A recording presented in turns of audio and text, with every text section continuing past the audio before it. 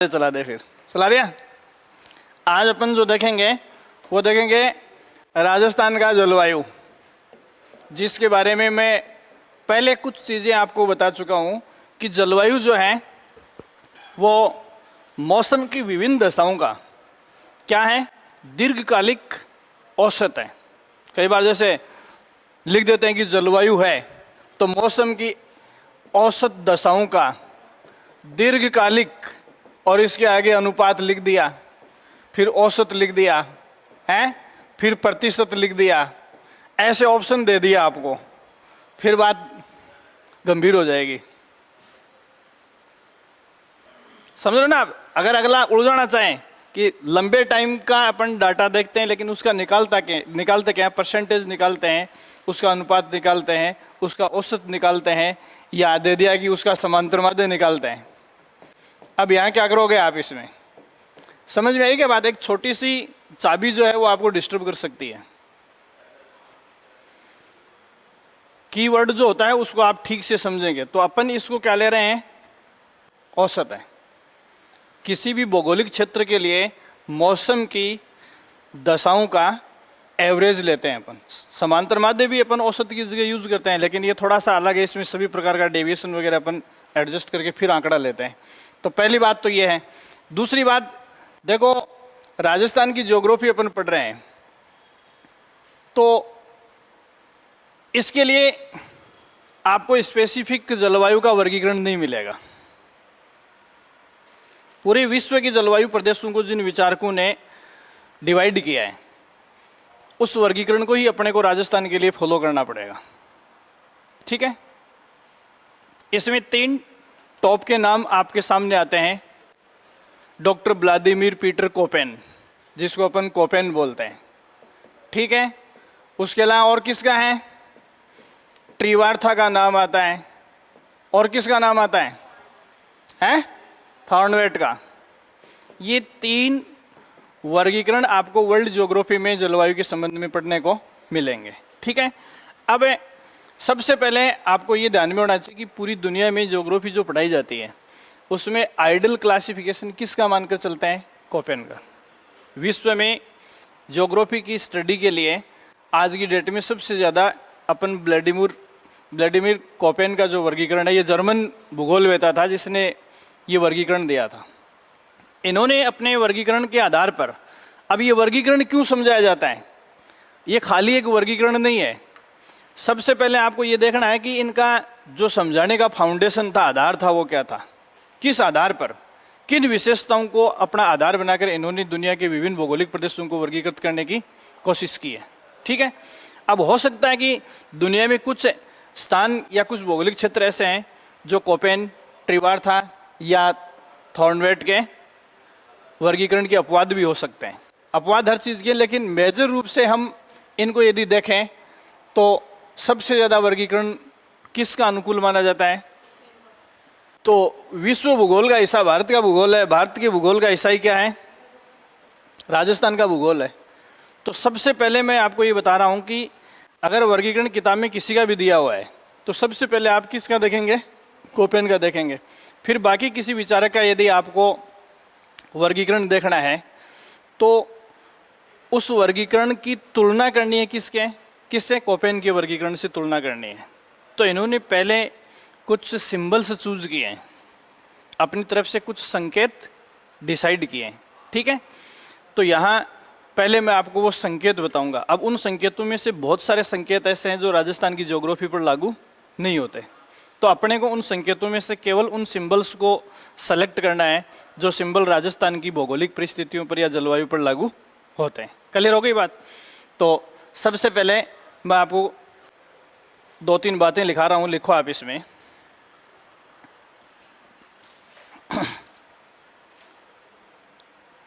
जलवायु प्रदेशों का वर्गीकरण, ये हेडिंग डालनी है। और पहले अपन राजस्थान से बाहर की बात करेंगे, उसके बाद छोटी छोटी चीज़ें अपन इसमें अटैच करेंगे। कुछ ABCD की तरह अपन ABCD रटते हैं, वैसे आपको सिंबल्स रटने हैं। उसके बाद आपको सारी ज्योग्राफी में मदद करेंगे वो। ठीक है? तो इसमें लिखो, भूगोल अध्यापन में मुख्यतः भूगोल अध्यापन में मुख्यतः doctor Vladimir Peter Koppen, doctor Vladimir Peter Koppen का वर्गीकरण सर्वाधिक इस्तेमाल किया जाता है, सर्वाधिक इस्तेमाल किया जाता है।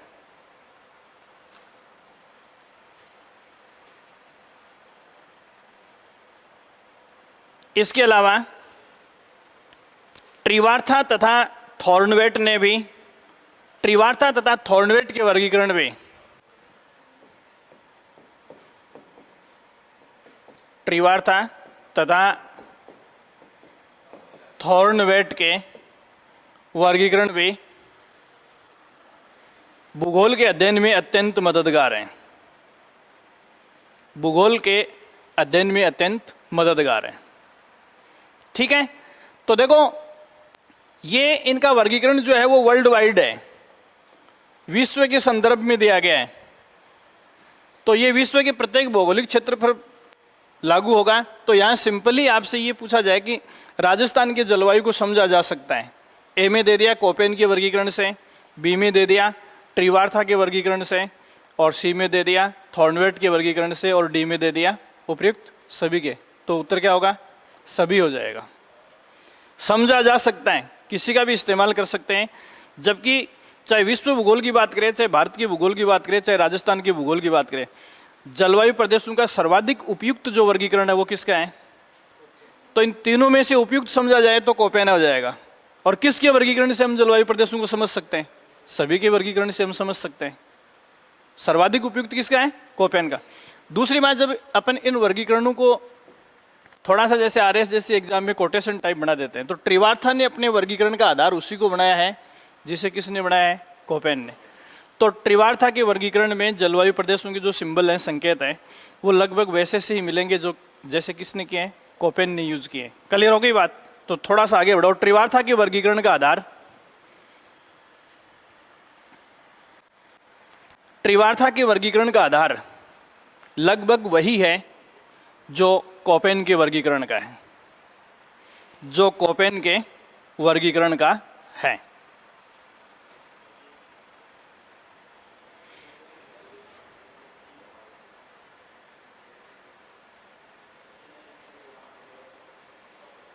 समझ में आ गई बात? क्लियर हो गई ना बात? तो यहाँ ट्रिवार्था के वर्गीकरण का और कोपेन के वर्गीकरण के सिंबल्स हैं, उनमें क्या मिलेगा? या फिर जैसे सबसे ज़्यादा इसको क्यों मानते हैं, जैसे मैंने बताया कि कोपेन के वर्गीकरण को ही सबसे ज़्यादा क्यों मानते हैं अपन, तो इसका जवाब क्या हमारे पास?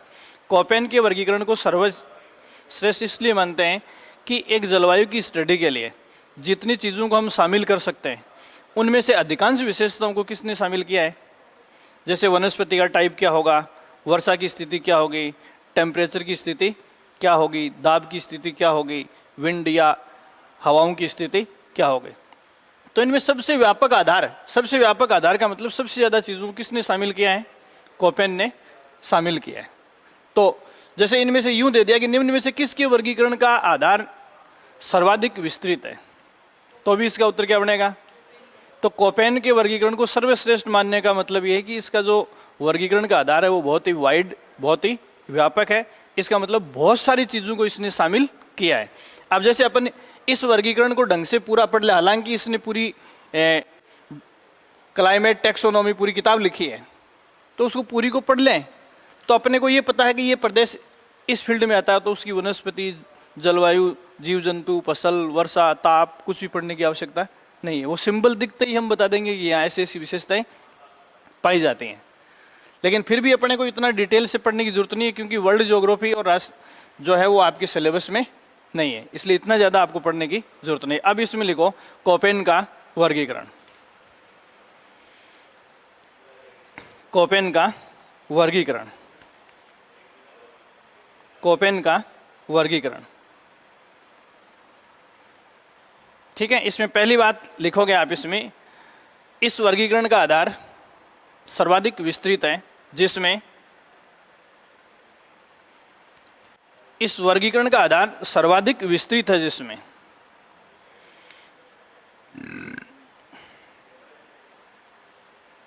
वनस्पति,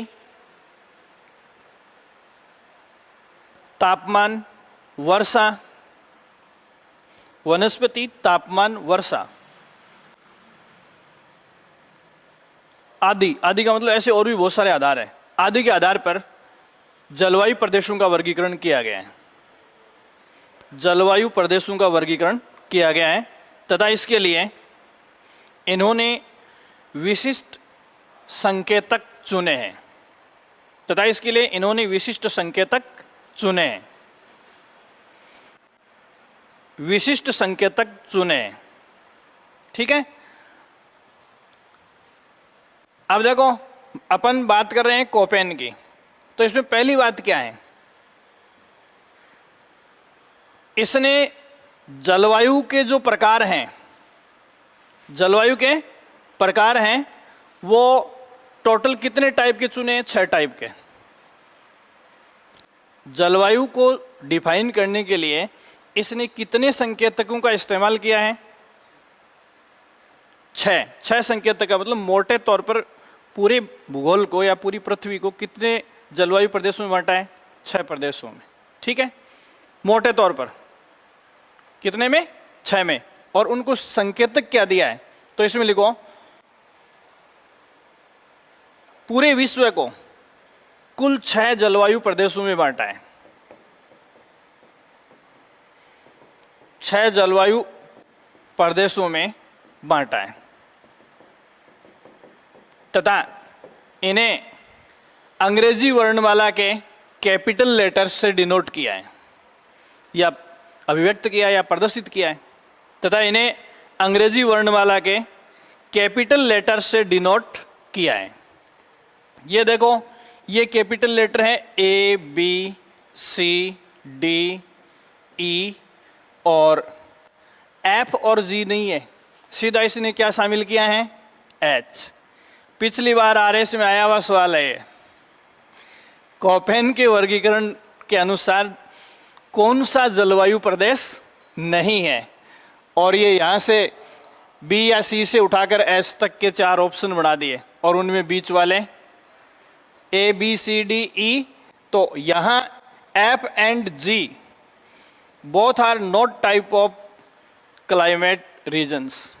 F और G यही आएगा, कन्फर्म यही आएगा ऑप्शन में, या तो F दिया जाएगा या G दिया जाएगा। तो कोपेन के वर्गीकरण के अनुसार जलवायु प्रदेश का कौन सा टाइप नहीं है? समझ में आ गई ना बात? तो उसने F और G को इसके टाइप में शामिल नहीं किया है। क्लियर हो गई बात? दूसरी बात, इसका मतलब है कि मोटे तौर पर जो 6 जलवायु प्रदेश बताएं उनको वो कैपिटल लेटर से डिनोट करता है। दूसरी बात, इसने मोटे तौर पर जो और संकेतक, तो यहां देखो, मैंने अभी आपको बताया कि वनस्पति तो इसने ली है, लेकिन बाकी सारी चीजों को अपन तापमान और वर्षा से डिफाइन करेंगे। तो देखो, इस वर्गीकरण के जो आधार हैं उनमें मुख्य आधार क्या है?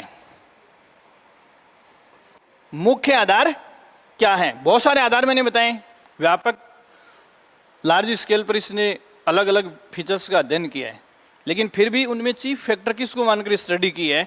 तो उसमें देखो, ताप और वर्षा, इनके ऊपर विशेष ध्यान दिया है। ताप और वर्षा। अब ताप और वर्षा ऑप्शन में लिखा हुआ नहीं हो, कोई जरूरी नहीं कि ताप और वर्षा ही लिखा हो।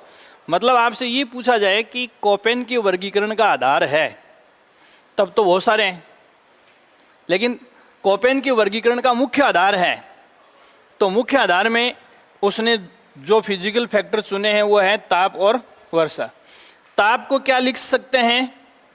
शुष्कता। ताप को क्या लिख सकते हैं? शुष्कता। और वर्षा को क्या लिख सकते हैं? आर्द्रता। बात तो एक ही है।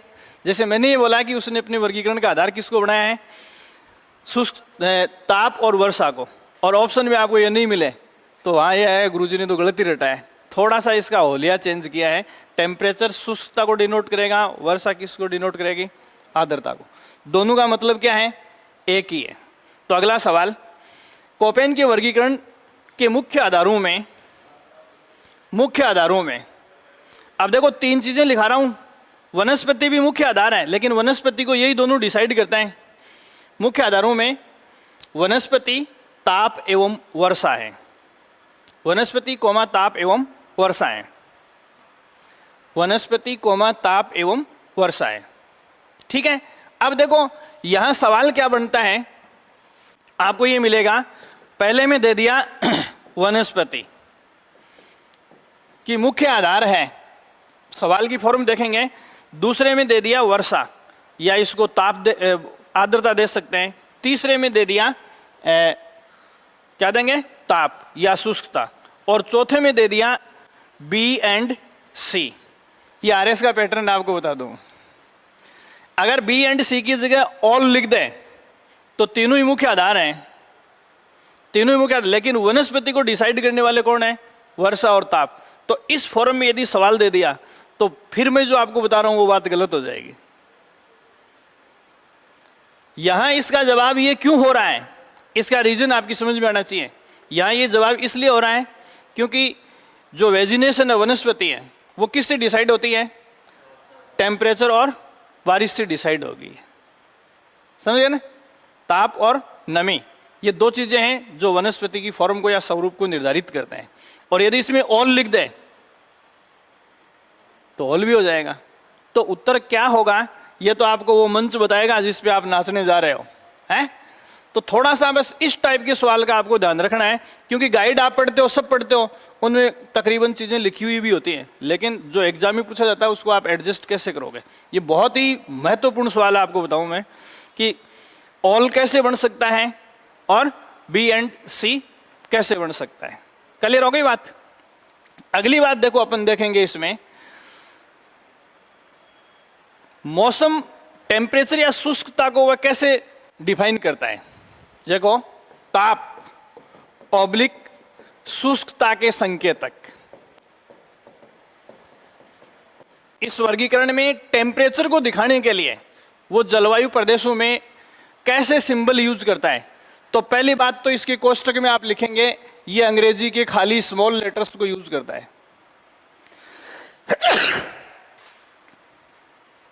अंग्रेजी के खाली स्मॉल लेटर्स को यूज करता है। ठीक है। जैसे मैं आपको एक छोटा सा सिंबल देता हूं, जैसे मान लो किसी प्रदेश के लिए ये B capital B small S H लिखा हुआ है। इस संकेत में आपसे ये पूछ लें कि एस किस को डिनोट करता है, अगला पूछे ही नहीं। जनरली सवाल आप एग्जाम में देखोगे कि यह संकेतक किस भौगोलिक क्षेत्र, किन जिलों के लिए यूज किया जाता है। अभी तक सवाल जनरली ऐसा पूछा गया है, समझ आ गई बात। लेकिन मान लो कि अगला आपसे ये पूछ ले कि बी एस एच में एस किस को डिनोट करता है। अब जैसे कैपिटल एच का मीनिंग अलग होता है और स्मॉल एच का मीनिंग अलग होता है, तो ये एक छोटी सी शब्दावली है, 5-7 बार आप रिपीट करोगे तो याद हो जाएगी। ठीक है।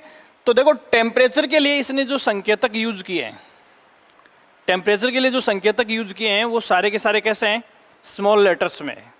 और टेम्परेचर के लिए इसने स्मॉल लेटर्स में 4 संकेतक यूज किए हैं। कितने? 4। तो इसमें लिखो 4 संकेतक, और चारों ही संकेतक कैसे हैं, स्मॉल लेटर्स में, छोटी एबीसीडी में। ये एफ, ये एम, और ये डब्ल्यू, और ये एस। अगर किसी भी संकेतक में ये चारों लेटर स्मॉल आपके सामने हैं तो देखो, एफ भी किसको डिनोट करेगा, टेम्परेचर। स्मॉल एम भी किसको, टेम्परेचर को। डब्ल्यू भी किसको। तो आपको स्मॉल लेटर्स में एफ, एम, डब्ल्यू, एस शुष्कता या ताप का परिचय देते हैं। कैसे देते हैं वो भी अपन देखेंगे, क्योंकि वर्ल्ड ज्योग्राफी पर इनको अप्लाई करने की अपने को आवश्यकता नहीं है। अब देखो, शुष्कता का कारण क्या है। मैंने आपको जब ज्योग्राफी शुरू की थी उस दिन मैंने आपको बताया था कि अपने जलवायु में या वातावरण में या पर्यावरण में जितनी भी घटनाएं अंजाम देती हैं या जिन घटनाओं को हम होते हुए देखते हैं, उन सब का कारण क्या है, ताप। उन सब का कारण क्या है, ताप। तो यहाँ तापमान की गंभीरता यहां से ये ताप शब्द काट दो, ये शुष्कता के लिए लिखना है। नीचे इससे जुड़ा हुआ तापमान की गंभीरता के संकेतक, तापमान की गंभीरता के संकेतक, तापमान की गंभीरता के संकेतक, ये भी स्मॉल लेटर्स में है और 4 हैं। किस में है? स्मॉल लेटर्स में है और टोटल कितने हैं? 4 हैं। ये चारों हैं ए, बी, सी और डी। अब आपको देखो, तापमान और शुष्कता ये दोनों अलग क्यों रखे हैं इस वर्गीकरण में? कंफ्यूज की बात है ना। तो राजस्थान के भौगोलिक वर्गीकरण में या जलवायु के वर्गीकरण में तो मैंने आपको बता दिया, शुष्कता और ताप एक ही संदर्भ में है। ताप और शुष्कता एक ही संदर्भ में है। किसका भूगोल पढ़ते हैं? राजस्थान का। लेकिन वर्ल्ड ज्योग्राफी जो अपन पढ़ते हैं तो तापमान और शुष्कता एक संदर्भ में नहीं हो सकते। क्यों नहीं हो सकते हैं? क्योंकि दुनिया में जो सूखापन है, सूखापन का मतलब ही रेगिस्तान है। सूखापन, मरुस्थल या रेगिस्तान है, वो कितने टाइप के होते हैं? 2 टाइप के। अब जो साइबेरियाई बर्फ का मरुस्थल है उसके ऊपर भी शुष्कपन है। शुष्कपन का मतलब है कि हवा में नमी कितनी है, आर्द्रता कितनी है। तो जैसे मई जून में अपने यहाँ क्या होता है, कोई नमी नहीं होती, ऐसी सिचुएशन वहाँ बर्फ के ऊपर भी होती है। बर्फ के ऊपर भी वायु की आर्द्रता लगभग नगण्य होती है। तो सब जगह ताप और शुष्कता का मीनिंग एक नहीं हो सकता। ताप का बहुत ज्यादा गिरना भी शुष्कता का प्रतीक है। ठीक है, जैसे अपने यहाँ राजस्थान की अपन बात करें तो राजस्थान में गर्मी है, तो गर्मी में जो शुष्कता है वो मई और जून में ज़्यादा होती है। मई और जून में ज़्यादा होती है। लेकिन जुलाई अगस्त गर्मी तो है, टेम्परेचर तो है, लेकिन टेम्परेचर के साथ शुष्कता नहीं है, क्योंकि बारिश से क्या आ जाती है, हवा में नमी आ जाती है। तो सामान्यतया जैसे अपन डेजर्ट की बात करते हैं तो इन दोनों को एक संदर्भ में ऑप्शन में दिया जा सकता है। लेकिन जब आप सारे फीचर देखोगे तो वो रेगिस्तान मैंने इसीलिए आपको बताया था कि 2 टाइप के होते हैं। तो यहाँ ताप की गंभीरता ए, बी, सी और डी से डिनोट की हुई है।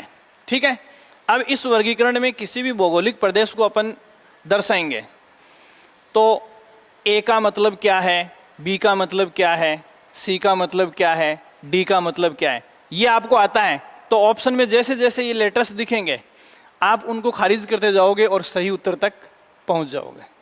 समझ आ गई बात? जैसे आपसे ये पूछ लिया जाए कि जलवायु प्रदेशों को मैंने मोटे तौर पर ए, बी, सी, डी, ई और एफ इन कैटेगरीज में वर्गीकृत किया है, कर दिया ने? ये पढ़े हैं आपके सामने। अब वापस उस नक्शे की ओर अपन बढ़ते हैं जो कोपेन का वर्गीकरण खोल रखा था। अब इसमें देखो क्या दिख रहा है आपको, ये इधर देखो क्या क्या दिख रहा है। देखो कैपिटल लेटर्स को देखेंगे, ए सिंबल दिख रहा है, बी सिंबल दिख रहा है और सी सिंबल दिख रहा है। ए, बी, सी। तो देखो ये जो वर्गीकरण अपन पढ़ रहे हैं ये कोपेन के वर्गीकरण के अनुसार विश्व में 6 प्रकार का जलवायु प्रदेश पाए जाते हैं। उनमें से राजस्थान में कितने? 3 ही पाए जाते हैं। अब उनका उप विभाजन या उपशाखाएं अपन और आगे अगर माइक्रो लेवल पे स्टडी करेंगे तो उनका उप विभाजन कर सकते हैं। तो कोपेन ने अपने वर्गीकरण में 6 जो विश्व जलवायु प्रदेश बताए उनमें से खाली 3 से मैच करने वाली विशेषताएं यहाँ पाई जाती हैं। तो देखो अगर किसी सवाल में कैपिटल डी, कैपिटल ई और कैपिटल एफ है तो फाउल हो गया, राजस्थान से उसका कोई संबंध हो गया ना। अब अपने को उलझना किसके साथ है? केवल ए, बी और सी के साथ उलझना है। पहला लेटर जलवायु प्रदेश का पहला बीच में कैपिटल लेटर आता है, उसका मीनिंग अलग हो सकता है। पहला कैपिटल लेटर जो आएगा वो आपको कोपेन की वर्गीकरण में कहां तक राजस्थान का संदर्भ देगा? ए, बी और सी तक। डी, ई और एफ राजस्थान से संबंध नहीं रखता है। अभी मैंने डायग्राम बताया जिसकी अपन अभी चर्चा करेंगे। हैं कि सॉरी, वो जो भी है ए, बी, सी, डी, ई और एच, मेरे से भी गलती होती है, आपसे भी तो हो सकती है गलती होने वाली। मैंने बताया अपन नॉन स्टॉप चलते हैं। कई बार अपने को जाना यहाँ तक होता है और रट रखा तो अपन ठेठ पहुंच जाते हैं। ये हैबिट है अपनी, जैसे ABCD को लिखते हैं तो ना। तो यहाँ समझ गए ना पहली बात। तो इसमें मैं कुछ चीज़ें आपको बता रहा हूँ, या भी ये बात नहीं लिखनी है आपको, पहले मैं कुछ चीज़ें आपको नोट करवा रहा हूँ, वो देखेंगे आप। कोपेन के अनुसार 6 मुख्य जलवायु प्रदेश, कोपेन के अनुसार 6 मुख्य जलवायु प्रदेश ABCDE और H हो गए ने। अब देखो यहां छोटी छोटी चर्चाएं अपन करेंगे। ए के आगे लिखो उष्ण कटिबंधीय, उष्ण कटिबंधीय। थोड़ा सा अपन उससे जस्ट अटैच करके ये चीजें लिखते हैं अपन मैप से। ये देखो यहां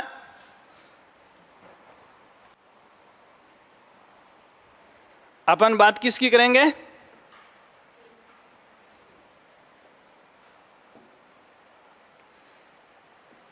ए का मतलब क्या बताया? उष्ण कटिबंधीय। बस थोड़ा सा ज्यादा लिखने की जरूरत नहीं है, आज वाली चीज को आपको समझने की आवश्यकता है। ठीक है, अब पीछे मैंने जो आपको बात बताई उससे जोड़ो। राजस्थान की जो उत्तम उष्ण कटिबंधीय परिस्थितियां वो कहां पाई जाएंगी? भूमध्य रेखा के जो सबसे नजदीक है, और भूमध्य रेखा के सबसे नजदीक अपना ये नीचे वाला, इसमें कलर देखो ब्लू है, इसमें कलर ब्लू है। यहां ये कर्क रेखा के आसपास वाला जो फील्ड है ये उष्ण कटिबंधीय जलवायु है। दूसरी विशेषता को नहीं जोड़ा अभी अपन ने इसको। इस वर्गीकरण में इस ए से मिली हुई विशेषताएं, ए का मतलब उष्ण कटिबंधीय है, इतना ही याद रखना है। ऑटोमेटिक आपको किसी भी चीज को याद रखने की आवश्यकता नहीं है। दिमाग चला गया ना? ठीक है, उष्ण कटिबंधीय जलवायु। इसके आगे थोड़ा सा और बढ़ा रहा हूं मैं बात को, सवाल तक ही लिखेंगे, डेस्क करके लिखो। सबसे ठंडे महीने का औसत तापमान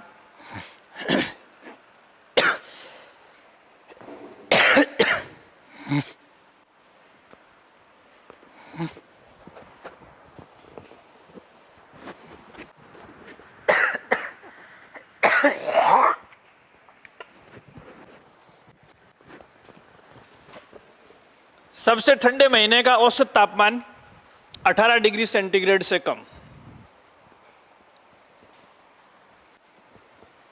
18 डिग्री सेंटीग्रेड से कम। यह किस प्रदेश की विशेषता है? अब देखो जैसे जैसे अपन इस उष्ण कटिबंधीय प्रदेश से भूमध्य रेखा के दोनों तरफ जाएंगे तो एवरेज टेम्परेचर 18 डिग्री सेंटीग्रेड से ऊपर तो जा ही नहीं सकता। क्यों? यह टेम्परेचर अपन ने किसका लिया है?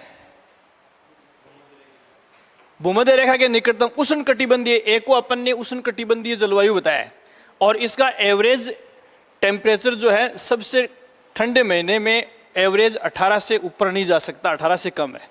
तो इसका मतलब कोपेन के वर्गीकरण के अनुसार किसी भी जलवायु प्रदेश का न्यूनतम टेम्परेचर वाले मंथ का एवरेज टेम्परेचर 18 डिग्री सेंटीग्रेड से ऊपर दुनिया में कहीं नहीं जा सकता। अब आप सोचोगे कि भूमध्य रेखा के ऊपर सूर्य सीधा चमकता है, वहां क्यों नहीं जा सकता? विचार है ना? तो वहां भूमध्य रेखा के आसपास उस टेम्परेचर को कवरेज देने के लिए अधिकांश जो भौगोलिक क्षेत्र है वो महासागरों से कवर किया हुआ होता है, और महासागरों का टेम्परेचर सूर्य की गर्मी से इतनी आसानी से विचलित नहीं होता। समझ में आ गई बात? तो देखो राजस्थान के किस जलवायु प्रदेश का न्यूनतम टेम्परेचर वाले मंथ में सर्वाधिक टेम्परेचर किस जिले का हो सकता है? हांसवाड़ा, चूरू, गंगानगर, ये नहीं हो सकता। समझ गए? ये उस स्टैंडर्ड की बात कर रहा हूं जो कोपेन ने अपने वर्गीकरण में बताया, जिसपे भूगोल टिकी हुई है। दूसरी बात, अपन जैसे मैंने आपको बताया है 0 से 23.5 और 23.5 के बीच उष्ण कटिबंधीय जलवायु है। तो चाहे आप दक्षिणी गोलार्ध में चाहे आप उत्तरी गोलार्ध में जाए, एवरेज 18 डिग्री सेंटीग्रेड से ऊपर टेम्परेचर नहीं जा सकता। हो गया ना फैसला? इसका मतलब यह है कि ये 4 जलवायु प्रदेश अपन पढ़ेंगे, उनमें न्यूनतम टेम्परेचर वाले मंथ में मैक्सिमम टेम्परेचर, अधिकतम टेम्परेचर किस भौगोलिक क्षेत्र का जा सकता है? ये दक्षिणी पूर्वी वाले का। रीजन मैंने आपको बता दिया। दूसरी बात, तो इसको अब अपन कैसे कर सकते हैं और आगे कैसे? 18 डिग्री सेंटीग्रेड। अब देखो क्या होता है इस क्षेत्र में, फिर 3 प्रकार की बातों की उसने कल्पना की है। ए के साथ वो अगर एफ लिखता है, इस चीज को देखना मैं आपको बता रहा हूं। ये ए, ये ए, ये ए, ठीक है। उष्ण कटिबंधीय प्रदेशों या जलवायु क्षेत्रों के लिए वो फिर 3 प्रकार की कल्पनाएं करता है। पहले के नीचे लिखता है वो एफ। पहले के नीचे क्या लिखता है? एफ। इसे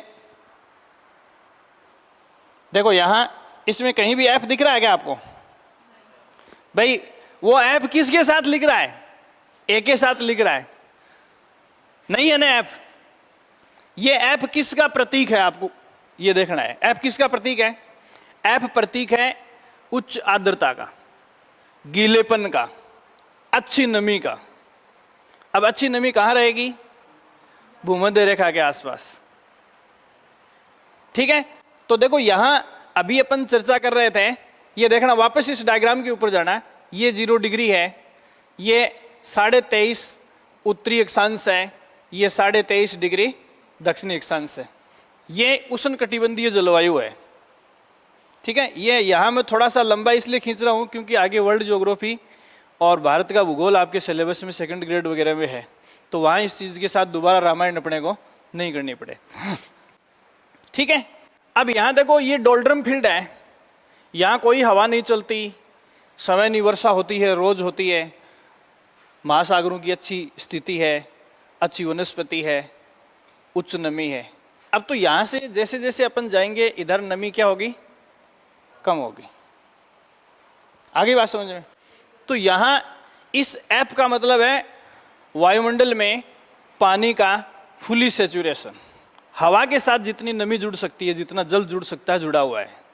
तो ये फील्ड, ये एफ फुल आर्द्रता का प्रतीक है, गीलेपन का। गीला, आर्द्र कहां होगा? भूमध्य रेखा के आसपास। राजस्थान के नक्शे में जलवायु प्रदेश के नीचे एफ नहीं लिखने का कारण समझ में आ गया बात? तो ऑप्शन में कहीं आपको एफ दिखे तो ऐसा जलवायु प्रदेश राजस्थान में नहीं है। कारण मैंने आपको बता दिया, पूरा गीलापन। दूसरा, ए के साथ एम लिख देते हैं, तो एम मानसून का प्रतीक है। एम क्या है? मानसून का प्रतीक है। अब देखो यहां ये ए है, तो मानसूनी सीजन में यहां बारिश आती है। तो जनरली अपन ने ए के साथ यहां मोटे तौर पर डब्ल्यू लिख रखा है, लेकिन मानसून यहां भी आता है। तो इस एक ए है ही इसी फील्ड में, तो इस ए के साथ एम लिख दे तो भी आपको कंफ्यूज नहीं होना है। भाई कल मैंने आपको बताया था कि भारत की तरह राजस्थान भी मानसूनी प्रदेश है, मानसूनी प्रदेश है। तो यहां इसमें आपको डब्ल्यू दिख रहा है, इसका मतलब यह नहीं कि यहां तक सीमित रहना है। भाई ये परिस्थितियां ए यहां है, अब ए के साथ कोपेन के वर्गीकरण में डब्ल्यू लिखा हुआ है, इस लेटर को हटाकर अगर एम लिख दिया तो मानसून की सिचुएशन है या नहीं है। लेकिन अब जैसे आपको दे दिया कि ये ऊपर का फील्ड दे दिया, ये बीच वाला दे दिया, ये दे दिया और ये दे दिया, और ए एम टाइप की जलवायु आपसे पूछ ली, तो कहां पाई जाएगी? वहीं पाई जाएगी जहां ए डब्ल्यू टाइप की, क्योंकि ऊपर वाले में तो ए है ही नहीं कहीं। ए दिखते ही आपका दिमाग यहीं जाना चाहिए, तो 50% फैसला तो वहीं हो गया। क्लियर हो गई बात? तीसरे में उसने ए के साथ क्या लिखा है? तीसरे में उसने लिखा है ए के साथ, अब ये डब्ल्यू का फैसला करूंगा मैं, ए डब्ल्यू, ठीक है।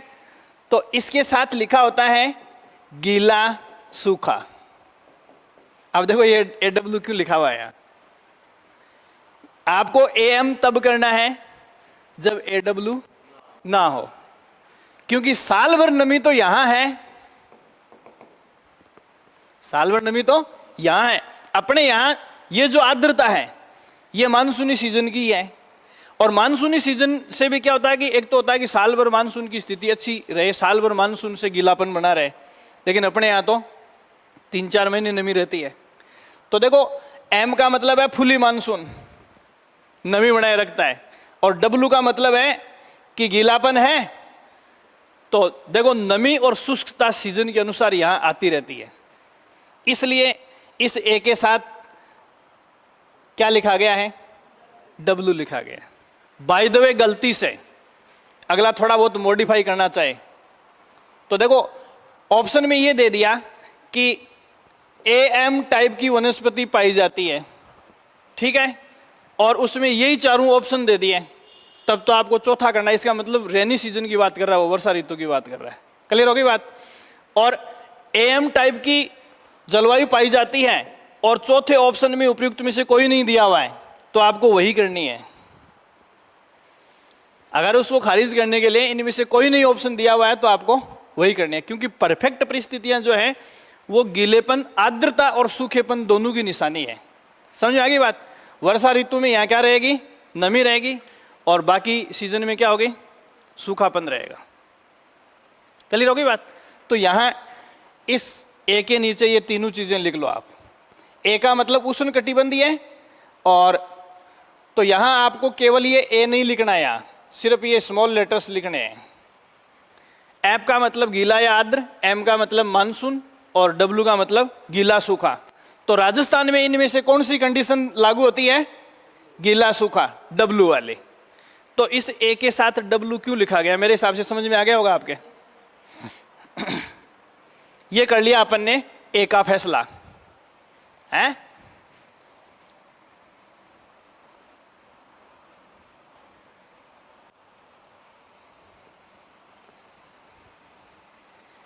मेरे हिसाब से पहले में कोई दिक्कत नहीं है ना।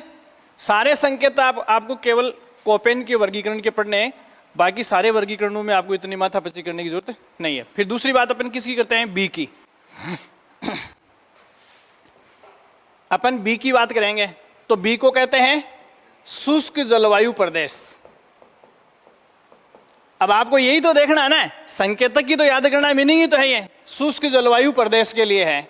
अब देखो इधर देखना, वापस बात को समझाऊं उससे पहले बी दो जगह यूज किया गया है इसमें। देखो ये बी है और ये बी है। मैंने आपको भौतिक प्रदेश पढ़ाए हैं, ये परफेक्ट शुष्क है और ये अर्ध शुष्क या वांगड़ प्रदेश है, लेकिन दोनों में शब्द तो शुष्क ही यूज करते हैं ना। शुष्क को और आगे अपन ने और भागों में विभाजित कर दिया, ये अलग बात है, लेकिन मोटे तौर पर जैसे शुष्क जलवायु प्रदेश और अर्ध शुष्क, तो है तो पार्ट किसका, शुष्क का ये है। तो शुष्क और अर्ध शुष्क, इट मीन्स अपन बात किसकी कर रहे हैं, शुष्क की बात कर रहे हैं। तो बी शुष्क जलवायु प्रदेश को बताएगा, ठीक है। और शुष्क जलवायु प्रदेश के लिए उसने जो मीनिंग दिया है,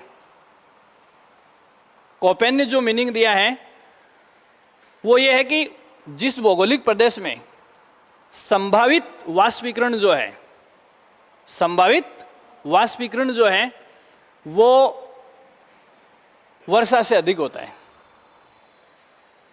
साल में जितनी बारिश होती है उससे कहीं ज्यादा पानी भाप बनकर उड़ रहा है। बात समझ में आई क्या? अपने यहां जल स्तर नीचे गिरने का कारण है हमने जो नमी बना रखी है वो भूगर्भीय स्रोतों से बना रखी है। यहां जितनी बारिश, अगर जितनी बारिश हो रही है उतना ही वाष्पीकरण होता तो अपने भूतल में जो जल लेवल है वो नीचे नहीं गिरता, उसकी निकासी अपन ऊपर कर रहे हैं, नीचे वापस कम जा रहा है, ऊपर ज्यादा जा रहा है। इस पूरे का चैलेंज यही बताया मैंने आपको, पूरे का चैलेंज यही है। समझ में आ गई बात? तो बी के आगे लिखो शुष्क जलवायु प्रदेश, शुष्क जलवायु प्रदेश। इसको फिर ये कितने भागों में बांटता है, 4 भागों में बांटता है। कितने भागों में? 4 भागों में। पहला लिखता है ये बी कैपिटल, देखो स्मॉल और इसमें गड़बड़ मत कर लेना, और एस स्मॉल है और एच स्मॉल है। बी के साथ एस संकेतक दिया है, ठीक है। अब एस मैंने किस में दिया है, ऊपर शुष्कता में आपको लिखा है। बी के साथ क्या दिया है, बी एस एच। अब देखो बी एस एच, इस डायग्राम में जाएं आप, मीनिंग बाद में देखेंगे अपन। ये बी एस एच ये कौन से के लिए है, इस फील्ड के लिए है ये। बांगड़ प्रदेश के लिए, अर्ध शुष्क प्रदेश के लिए है। तो देखो BSH में उपोष्ण कटिबंधीय, ठीक है, उपोष्ण कटिबंधीय जलवायु प्रदेश। अब देखो उपोष्ण कटिबंधीय, ये यहां इससे नीचे 23.5 से नीचे उष्ण है, उप का मतलब नजदीक है। तो देखो ये ज्यादा नजदीक है या ये ज्यादा नजदीक है? ये ज्यादा नजदीक है। समझ में आ गई बात? और सूखा है या अर्ध शुष्क है? अर्ध शुष्क है, ठीक है। दूसरी बात, इन प्रदेशों का पूरी दुनिया में जैसे विश्व का नक्शा आप देखोगे तो ये निम्न अक्षांशों में स्थित है या उच्च अक्षांशों में? चट्टू लगाऊंगा। हाँ, ये देखो अक्षांश यहां से 0, 1, 2, 3, 4, 5, 6, 7, 8, 9 ऐसे 90 तक जाते हैं, और निम्न का मतलब होता है छोटी अक्षांश। तो ये देखो इन दोनों का अपन कंपैरिजन करेंगे। देखो BSH का और BWH का अपन कंपैरिजन करेंगे तो निम्न अक्षांश में क्या होगा? S होगा। ये इसी से आपको जोड़ के देखना है। तो शुष्क और अर्धशुष्क, शुष्क और अर्धशुष्क दोनों प्रकार की परिस्थितियां पाई जाएंगी। जैसे अपन सर्दी में ठंड पड़ती है, सर्दी में ठंड पड़ती है, लेकिन अपने रेगिस्तान की जो नमी है वो कम हो जाती है। सर्दियों में अपन कहते हैं सूखी लहर, शीत लहर चल रही है, इसका मतलब उसमें नमी नहीं होती है। नमी जिस शीत लहर में होती है उसको अपन शुष्क नहीं कह सकते। तो पहला BSH, इसके आगे आप लिखो, BSH के आगे उपोष्ण कटिबंधीय, उपोष्ण कटिबंधीय स्टेपी जलवायु, उपोष्ण कटिबंधीय स्टेपी जलवायु।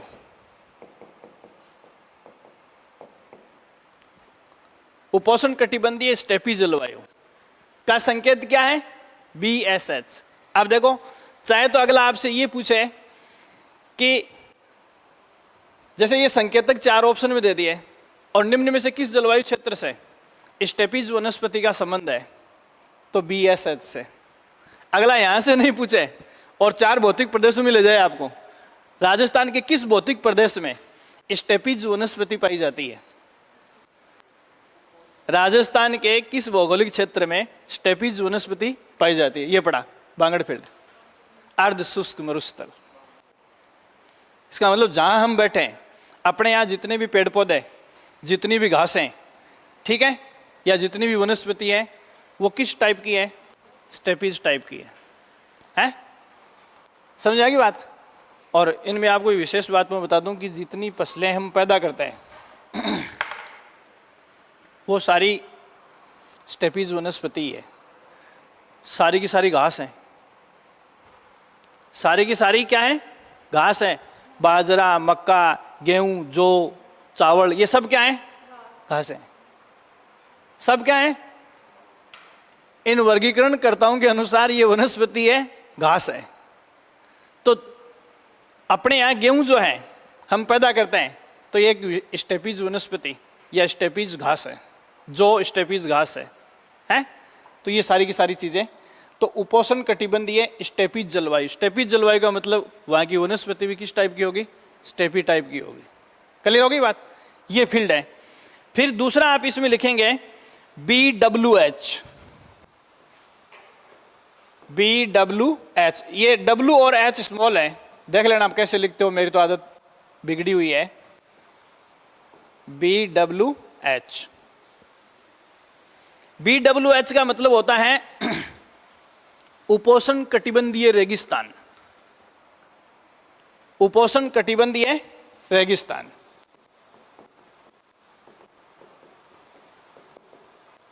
उपोष्ण कटिबंधीय रेगिस्तान।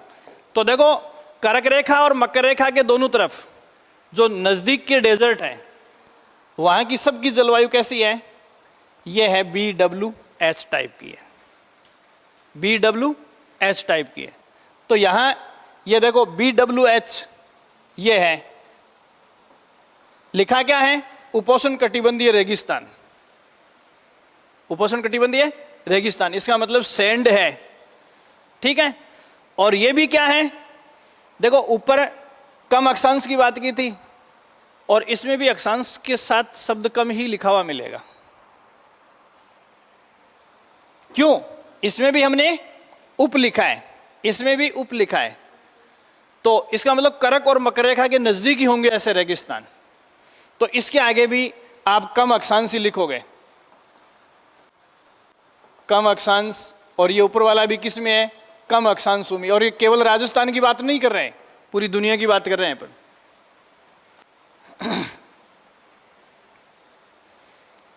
ठीक है। अब जैसे आपको कोई भी एक छोटा मोटा एग्जाम्पल देके भी बेवकूफ बनाया जा सकता है। देखो आपको मैं बता दूं, किसी भी एक पर्टिकुलर वनस्पति का नाम दिया जा सकता है और ये निम्न में से किस जलवायु से बिलोंग रखती है। ठीक है। जैसे आपको दे दिया डंडाथोर, दे दिया डंडाथोर, या जिसको क्या लिखते हैं? प्रिंस यूफोर्बिया लिखते हैं क्या? साइंटिफिक भाषा में क्या लिखते हैं इसको? यूफोर्बिया। डंडाथोर किसको कहते हैं? अरे कैक्टस की प्रजाति है, अपने यहाँ थोर बोलते हैं ना, जैसे चौड़े चौड़े पत्ते होते हैं गद्दीदार, और उनके ऊपर क्या होते हैं? कांटे होते हैं। हैं?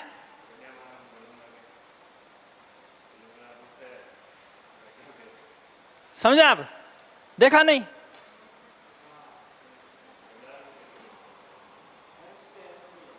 हर्ष पे भी है। अपने पश्चिमी रेगिस्तान में तो बहुत सारे, जैसे जहाँ बिल्कुल गर्मियों में रेत उड़ती है, सूखी रेत में भी ये बिल्कुल ग्रीन होता है और उसके ऊपर कांटे होते हैं, जिसको अपन यूफोर्बिया। कैक्टस की सारी प्रजातियां ऐसी हैं, मतलब जिनके पत्ते प्रतिकूल परिस्थितियों में कांटों का रूप धारण कर लेते हैं, वो सारी कैक्टस की प्रजाति है। और यूफोर्बिया अपने इस रेगिस्तान में पाई जाने वाली मोस्ट पॉपुलर कैक्टस प्रजाति है। ठीक है। तो अगर ऐसा पूछा जाए तो ये अपने यहाँ इस रेगिस्तान में आराम से मिल जाएंगे आपको। किसी विशेष वनस्पति का नाम देकर भी पूछ सकते हैं। फिर तीसरा आप इसमें लिखो BSK। तीसरा आप इसमें लिखोगे BSK। क्या लिखा? BSK। इसका मतलब है मध्य अक्षांशीय स्टेपी। इसका मतलब क्या होता है? अभी फैसला हो जाएगा, नक्शा आपके सामने पड़ा है। मध्य अक्षांशीय स्टेपी, मध्य अक्षांशीय स्टेपी। अब देखो अक्षांश मैंने आपको कितने बताए हैं? 90 तक, दोनों तरफ 0 से 90 तक। मध्य कहां जाएगा? 45। 45 से दोनों तरफ अपन मान लो 5-5 और खिसक जाए, 10 खिसक जाए, 15 खिसक जाए राजस्थान के मामले में, तो भी ये मध्य अक्षांश को टच नहीं करता है। इसका मतलब विश्व के नक्शे में राजस्थान से ऊपर ही ये के टाइप की वनस्पति पाई जाएगी आपके। के का मतलब मध्य अक्षांशीय है, और मध्य अक्षांश राजस्थान को टच नहीं करती।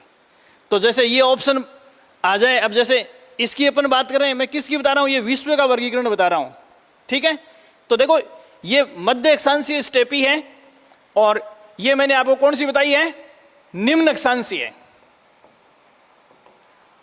वापस आ जाओ सवाल पे। राजस्थान में या इस अर्ध शुष्क मरुस्थल में पाई जाने वाली वनस्पति स्टेपीज टाइप की है। स्टेपीज वनस्पति को पुनः 2 भागों में बांटते हैं, मध्य अक्षांशीय और निम्न अक्षांशीय। तो राजस्थान की जो स्टेपीज वनस्पति है वो निम्न अक्षांशीय या मध्य अक्षांशीय? क्योंकि मध्य अक्षांशीय तो 45 डिग्री अक्षांश के आसपास जाएगी, और राजस्थान का अक्षांशीय विस्तार है ही 30 डिग्री तक, 30 से ऊपर है ही नहीं, तो इसकी पॉसिबिलिटी यहां नहीं है। ठीक है। फिर आगे चौथा इसमें टाइप बताया BWK। क्या लिखोगे? B कैपिटल और WK स्मॉल है। BWK। BWK मध्य अक्षांशीय मरुस्थल। मध्य अक्षांशीय मरुस्थल, मध्य अक्षांशीय मरुस्थल।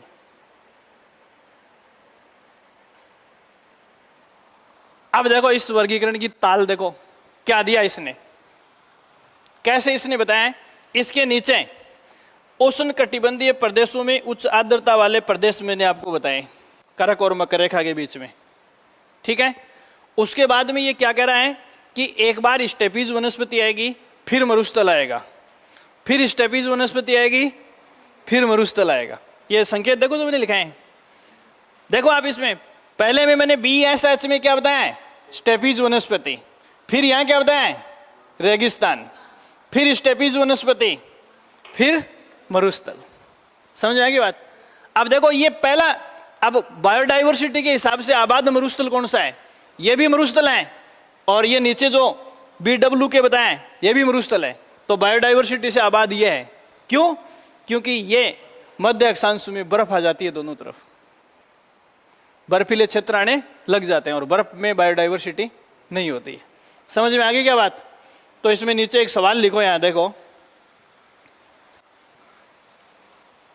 कोपेन के वर्गीकरण के अनुसार, कोपेन के वर्गीकरण के अनुसार, कोपेन के वर्गीकरण के अनुसार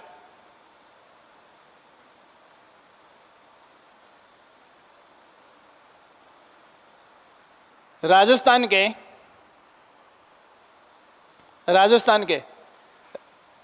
की अर्ध शुष्क मरुस्थलीय स्टेपीज वनस्पति, अर्ध शुष्क स्टेपीज वनस्पति, देखो के दिखते ही तो है ही नहीं। अर्ध शुष्क स्टेपीज वनस्पति जिस श्रेणी में आती है, जिस श्रेणी में आती है, सवाल हार्ड नहीं है, आपको बता दूं, सबसे इजी सवाल है, मैथमेटिकल स्कोरिंग का सवाल है ये, थोड़ा सा समझने की दिक्कत होती है। जिस श्रेणी में आती है, ये चारों ऑप्शन लिख लो आप, BSH, BWH, BSK, BWK, BWK।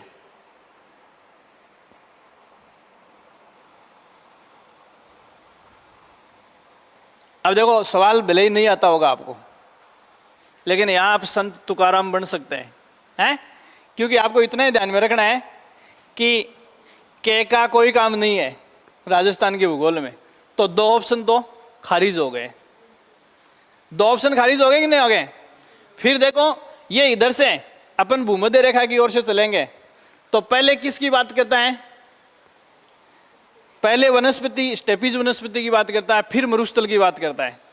तो ये संकेत याद है, तो ये मरुस्थल है और ये क्या है? स्टेपीज वनस्पति है। तो इसके लिए हमने जो संकेतक यूज किया वो कौन सा है? BSH। ये इसका जलवायु प्रदेश हो गया। क्लियर? फिर आते हैं अपन C के ऊपर।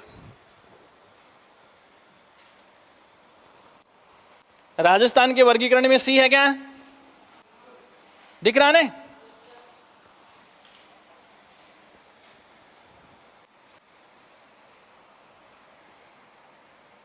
आराम से पढ़ाने का मतलब ये है कि ठीक से समझ में आए, नहीं तो मेरे जैसे यूट्यूबर बहुत सारे हैं, देखते हो ना आप, हैं? अब अपन किसकी बात करेंगे? कैपिटल C की, उन 6 में से तीसरा। इसके बाद में बच गए, उनका राजस्थान से कोई लेना देना नहीं है। इस C का मतलब क्या है? गर्म समशीतोष्ण, गर्म समशीतोष्ण, गर्म समशीतोष्ण जलवायु, इस C का मतलब है।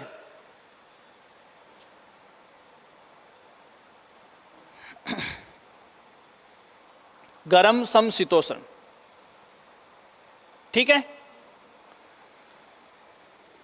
देखो शीतोष्ण, शीत और उष्ण की परिस्थितियां, शीत और उष्ण परिस्थितियां हैं यहां। तो देखो उष्ण परिस्थितियां तो नीचे 23.5 तक रह गई, और ऊपर से शीत पवनें जहां आकर मिलती हैं वो किस फील्ड का निर्माण करती हैं? शीतोष्ण का। ठीक है? अब देखो यहां की जो परिस्थितियां हैं वो समशीतोष्ण। समशीतोष्ण का मतलब क्या है? कि बहुत ज्यादा इनमें बदलाव देखने को नहीं मिलता है। ऐसी शीतोष्ण कटिबंधीय परिस्थितियां जिनमें लगभग क्या बनी रहती है? सिमिलरिटी सी बनी रहती है। जैसे राजस्थान की मरुस्थल की अपन बात करें तो समशीतोष्ण क्यों कहते हैं? तो 3-1 महीने सर्दी के निकाल दो,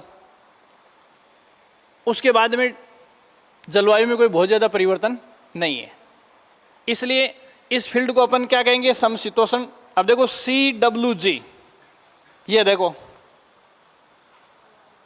समशीतोष्ण परिस्थितियां, ये क्या है? उत्तरी पूर्वी मैदान है। दिख गया क्या?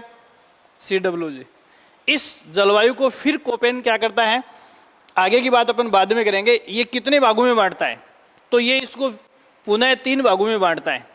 पहला संकेत देता है C capital F A, C F A, इसका मतलब है आर्द्र उपोष्ण कटिबंध, आर्द्र उपोष्ण कटिबंध। उष्ण के नजदीक है इसलिए उपोष्ण है, और आर्द्र का मतलब क्या है, जहां साल भर नमी बनी रहती है। तो राजस्थान के रेगिस्तान में हमेशा नमी नहीं बनी रहती है।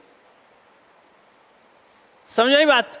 तो देखो ये राजस्थान के इस मरुस्थल में रेगुलर नमी नहीं बनी रहती है, तो सी एफ ए कैटेगरी यहां आपको नहीं मिलेगी। दूसरा है सी एस, सी एस इसको बोलता है ये भूमध्य सागरीय जलवायु। भूमध्य सागरीय जलवायु की विशेषता मैंने आपको क्या बताई है, भूमध्य सागरीय जलवायु की विशेषता मैंने आपको बताई है समय नहीं वर्षा, उच्च नमी वाला। तो ये पॉसिबिलिटी भी यहां नहीं बनती है। फिर तीसरी ये लिखता है सी एफ बी, समुद्र तटीय गर्मी, सी एफ बी समुद्र तटीय गर्मी।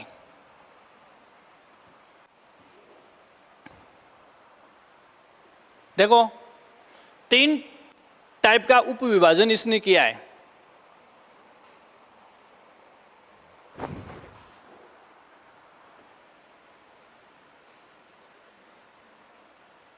इनमें से कोई सा मैच कर रहा है क्या, नहीं कर रहा है, इसीलिए यहां देखो ये नहीं आया। तो देखो यहां पहला सवाल क्या बनता है कि कोपेन के जलवायु की जो परफेक्ट परिस्थितियां जिस प्रदेश में नहीं पाई जाती वो उत्तरी पूर्वी मैदान है।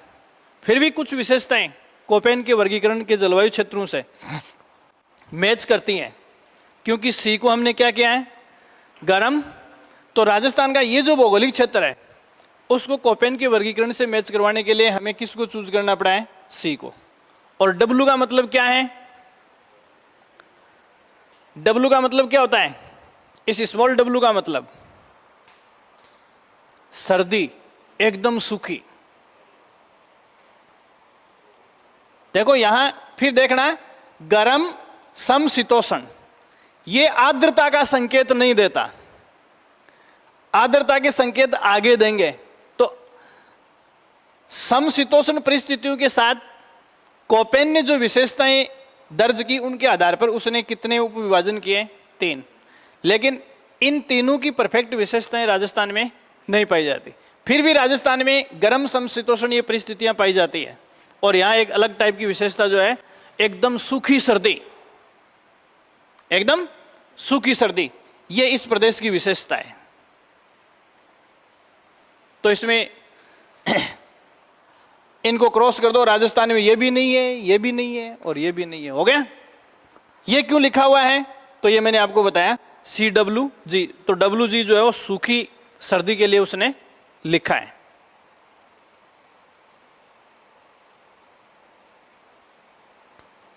इसके अलावा कई बार क्या होता है कि संकेतक, जब इसके अलावा भी किसी वर्गीकरण को छोड़कर अगर सवाल पूछा जा सकता है तो कुछ सिंबल हैं जो मैं आपको बता रहा हूं वो लिखेंगे आप। अन्य संकेतक, ये चारों भौगोलिक क्षेत्र आ गए ना आपकी समझ में। अन्य संकेतक, इसके बाद में मैं सीधे सवाल करवाऊंगा आपसे। अन्य संकेतक, जो संकेतक आपको ध्यान में रखने हैं, देखो ये कैपिटल W आएगा। अगर कहीं भी कैपिटल W दिखाई देता है तो ये मरुस्थल का संकेत है।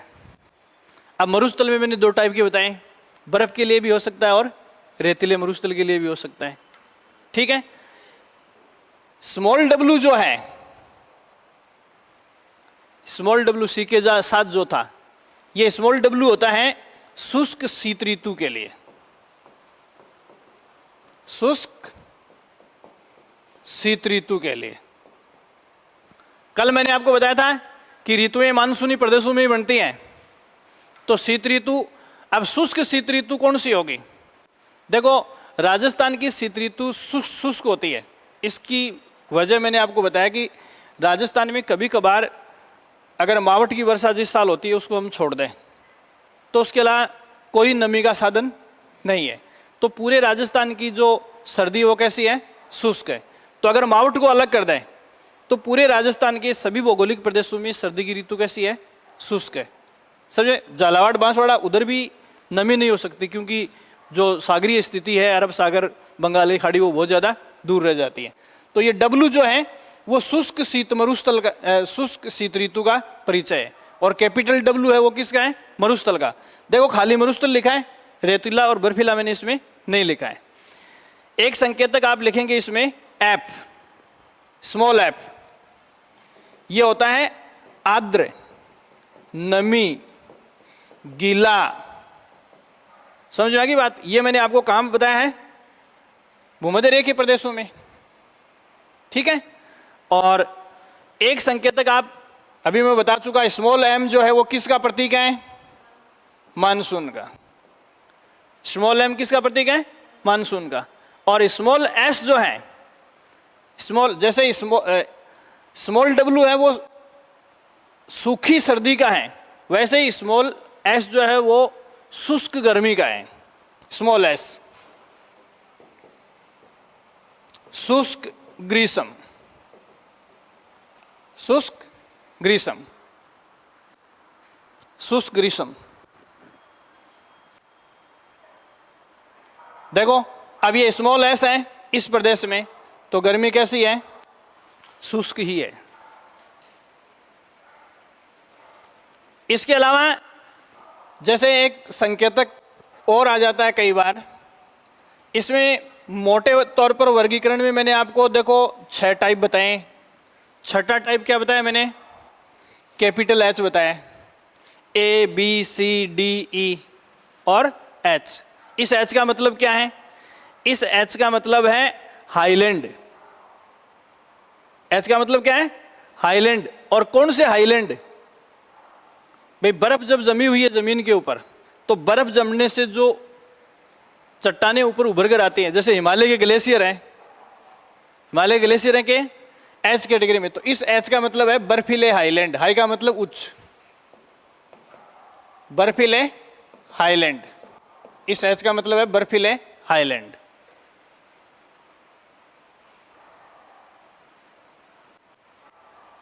ठीक है। अब देखो इस एच का मतलब क्या है, उल्टा ले जाओ। देखो कैपिटल एच बर्फीले हाईलैंड, इसका मतलब ये सूखे हैं, लेकिन किन क्षेत्रों में हैं, बर्फीले क्षेत्रों में। इसका मतलब भी सूखा है, लेकिन किस में है, ठीक है। और तो देखो यहां ये बर्फ जो है ये ठंडी है, कैपिटल एच ठंडे मरुस्थल को बता रहा है, और स्मॉल एच जो है वो किसको बताएगा, गर्म शुष्क मरुस्थल को बताएगा ये। तो कैपिटल एच गर्म और शुष्क। तो देखो शुष्क तो ठंडा भी होता है, लेकिन स्मॉल एच उस शुष्क का परिचय देता है जो गर्म प्रदेशों में है, और कैपिटल एच उस शुष्क का परिचय देता है जो ठंडे प्रदेशों में है। तो कैपिटल एच ठंड का परिचायक है और स्मॉल एच किसका है, गर्म का। इधर देखो ये स्मॉल एच, इन दोनों क्षेत्रों के लिए क्या है, स्मॉल एच यूज किया है। इसका मतलब क्या है, यहाँ शुष्क है और ये सूखापन कैसा है, गर्म। गर्म शुष्क के लिए अपन लेते हैं स्मॉल एच, इसीलिए यहाँ स्मॉल एच शब्द यूज किया गया है। इसके अलावा कई बार जैसे स्मॉल एम की अपन स्मॉल ए की बात करते हैं। किसकी बात करते हैं, स्मॉल ए की। ये यहाँ इस वर्गीकरण में अपने सामने नहीं है, फिर भी इसमें क्या पूछ सकते हैं, गर्म ग्रीष्म, गर्म ग्रीष्म। अब ये राजस्थान में क्यों नहीं आया, राजस्थान में क्यों नहीं आया, गर्म ग्रीष्म। ग्रीष्म ऋतु में बिल्कुल सूखापन लिए हुए हैं। तो अपने इस रेगिस्तान में पहली बात तो बांगड़ प्रदेश को अपन ने अर्ध शुष्क पढ़ा है, इसलिए इस वर्गीकरण में, कोपेन के वर्गीकरण में यहाँ ए यूज नहीं किया गया। इसके अलावा केवल बी यहाँ खाली गर्म के लिए है, ये कैपिटल बी। जैसे अमेरिका, मौत की घाटी आप विश्व भूगोल में किसको पढ़ते हो, कैलिफोर्निया को पढ़ते हो, कैलिफोर्निया को डेथ वैली के नाम से जानते हैं, तो कैलिफोर्निया के लिए यही सिंबल आपको मिलेगा। डी है, क्या है? डी। डी किसके लिए आता है? जैसे अत्यंत महाद्वीपीय किसको कहते हैं? अत्यंत महाद्वीपीय किसको कहते हैं? देखो, एक तो होता है महाद्वीपीय स्थिति, ठीक है, एक होता है प्रायद्वीपीय स्थिति, और एक मैं लिख रहा हूं अत्यंत महाद्वीपीय। इनमें फर्क है। देखो, महाद्वीपीय स्थिति ऐसा भूखंड जिसको चारों तरफ से पानी ने घेर रखा है, करीब करीब पानी ने घेर रखा है। प्रायद्वीपीय जिसका अधिकांश हिस्सा पानी से घिरा हुआ है, लेकिन कुछ हिस्सा ऐसा भी है जो लैंडलॉक्ड है, जमीन से जुड़ा हुआ है। और अत्यंत महाद्वीपीय का मतलब है जिसके दूर दूर तक पानी की संभावना दिखाई नहीं दे रही है। जैसे अफ्रीका महाद्वीप के डेजर्ट वाले बीच के राष्ट्रों की अपन बात करें, जो बैंकर डेजर्ट है उनसे महासागर बहुत दूर पड़ जाता है, तो वो कैसे हैं? अत्यंत महाद्वीपीय। तो ये जो डी जो है वो अत्यंत महाद्वीपीय परिस्थितियों के लिए है, अत्यंत महाद्वीपीय परिस्थितियों के लिए, स्मॉल डी, ठीक है। और टी जो है वो ध्रुवीय प्रदेशों के लिए है। टी किसके लिए आता है? कैपिटल टी है, क्या है? Capital T. और एक जैसे मैंने एफ आपको स्मॉल लिखा है, स्मॉल एफ आर्द्रता का प्रतीक है, और ध्रुवों पर नमी बिल्कुल नहीं है जहां बर्फ है, तो ये भी ध्यान रखना है। देखो, अगर स्मॉल एफ है, ये आर्द्रता का प्रतीक है, ये मैंने आपको बताया है। उस स्मॉल एफ के ही बगल में आपको लिखना है, अगर कैपिटल एफ दिया है तो ये शब्द ध्रुवीय प्रदेशों के लिए यूज किया जाता है। तो देखो, जो स्मॉल और कैपिटल का संबंध है वो जस्ट उल्टा है, वो जस्ट उल्टा है। देखो, ये बर्फीली शुष्कता के लिए है और ये रेगिस्तानी शुष्कता के लिए है, ठीक है। ऐसे मैंने स्मॉल एफ किसको बताया है? नमी के लिए बताया है, और वो किसके लिए बताया है? ध्रुवीय शुष्कता के लिए बताया है, जस्ट उल्टा है। ये कुछ संकेत आपको ध्यान में रखने हैं। एक शब्द और रह गया ने, देखो ए बी सी तक तो अपन ने कर लिया, फिर एच के बारे में मैंने आपको बता दिया, आइलैंड है। दो लेटर और रह गए, कौन कौन से? कैपिटल डी और कैपिटल ई इस वर्गीकरण में। तो कैपिटल डी का मतलब लिखो आप इसमें, शीत हिम जंगल। कैपिटल ई का मतलब है शीत हिम जंगल, शीत हिम जंगल।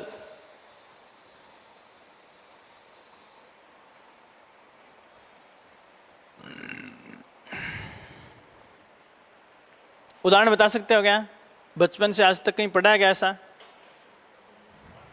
है?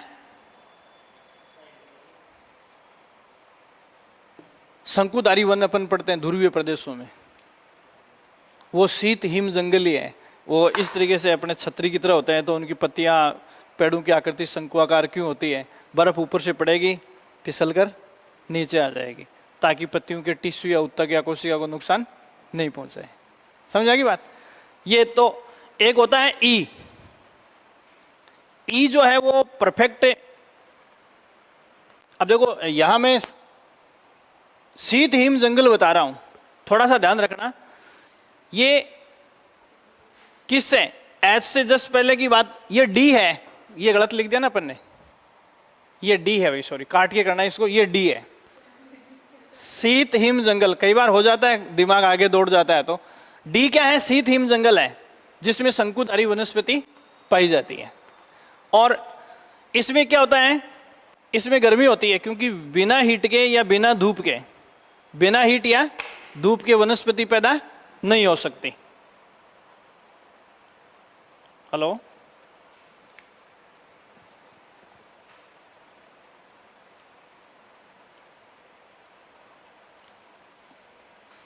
मैं क्लास में हूँ, एक बार थोड़ी देर में करूँ, ठीक है?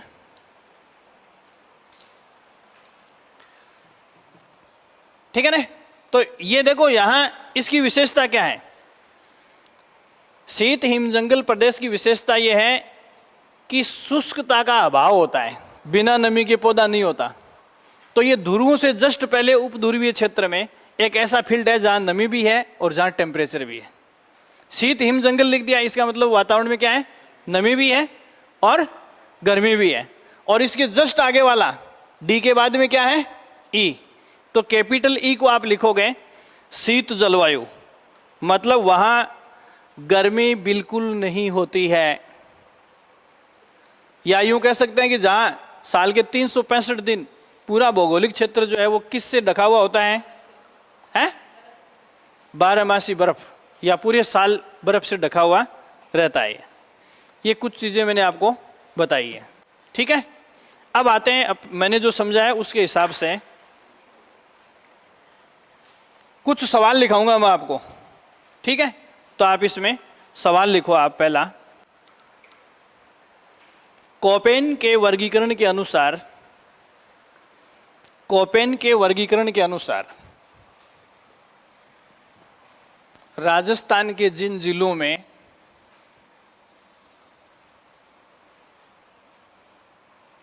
कोपेन के वर्गीकरण के अनुसार राजस्थान के जिन जिलों में, राजस्थान के जिन जिलों में, राजस्थान के जिन जिलों में AW, राजस्थान के जिन जिलों में AW प्रकार का जलवायु पाया जाता है, AW प्रकार का जलवायु पाया जाता है,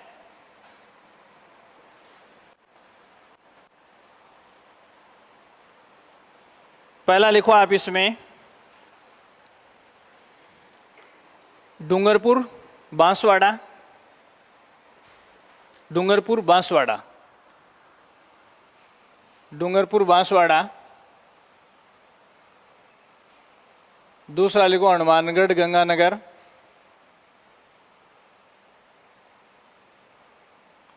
हनुमानगढ़ गंगानगर। तीसरा लिखो सीकर झुंझुनू नागौर, सीकर झुंझुनू नागौर, सीकर झुंझुनू नागौर। और चौथा आप इसमें लिखोगे सिरोही, सिर्फ एक ही लिख लो। इसका जवाब देगी प्रियंका।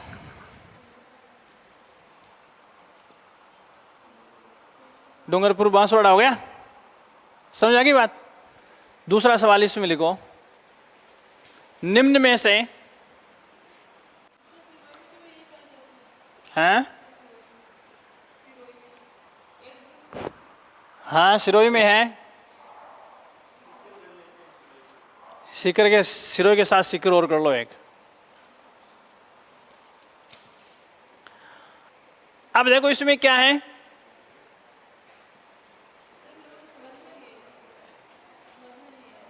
क्या समझ में बने हो? सवाल पढ़ पहले, समझ में बताऊं क्यों नहीं आया? मैंने यहां से बुझान दिया इसको। है?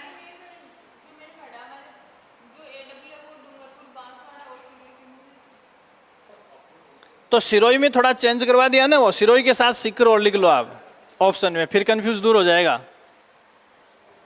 सिरोही के साथ राजसमंद कर ले, कोई सा एक जिला और कर ले, हैं? हाँ, थोड़ा सा चेंज है, फिर भी कंफ्यूज हो रहा था, आप कर सकते हो। बाकी परफेक्ट जो जलवायु है वो इधर ही देखने को मिलेगी आपको, ठीक है? इसमें लिखो राजस्थान का उष्ण कटिबंधीय आर्द्र जलवायु प्रदेश, राजस्थान के उष्ण कटिबंधीय आर्द्र जलवायु प्रदेश, राजस्थान के उष्ण कटिबंधीय आर्द्र जलवायु प्रदेश का संकेतक है, का संकेतक है। का संकेतक है। पहला ऑप्शन तो यही रख लो AW, दूसरे में आप लिख लो BSSW, तीसरे ऑप्शन में आप लिख लो BWHW। BW कैपिटल है, H स्मॉल और स्मॉल W, और D में आप लिखोगे CWG।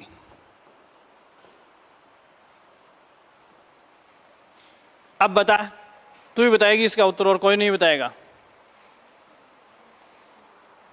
कोपेन के वर्गीकरण के अनुसार ही पूछ रहा हूं मैं, बाकी थोड़ा थोड़ा संकेतकों में सबने चेंज किया अपने संकेतकों में।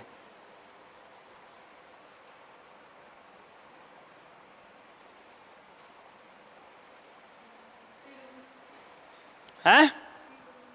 CWG। प्रियंका बता।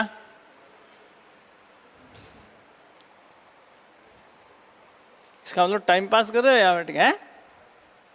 अरे अभी सवाल को करने के लिए कॉपी में सब लिखा रखा है, आपको इनका पूरा नाम देखना है। सवाल में मैंने लिखा है उष्णकटिबंधीय आर्द्र जलवायु प्रदेश। उष्णकटिबंध का मतलब भूमध्य रेखा के नजदीक, और आर्द्र का मतलब नमी युक्त। कौन सा है? नीचे वाला है। इसके लिए अपन ने क्या लिखा है?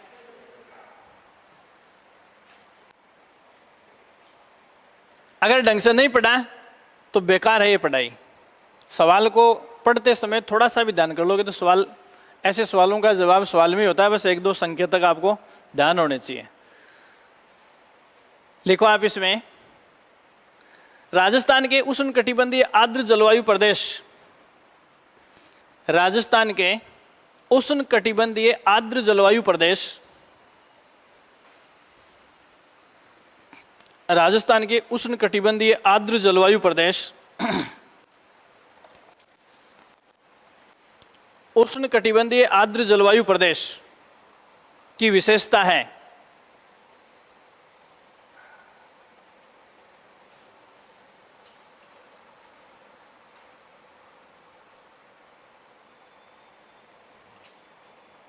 पहला लिखो आप इसमें, मानसूनी पतझड़ वनस्पति।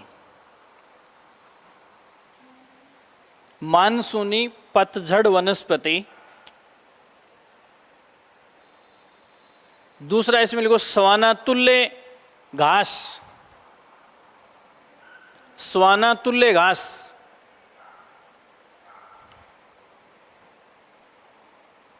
और तीसरा लिखो आप इसमें, ग्रीष्म ऋतु में भी, ग्रीष्म ऋतु में सूखी गर्मी।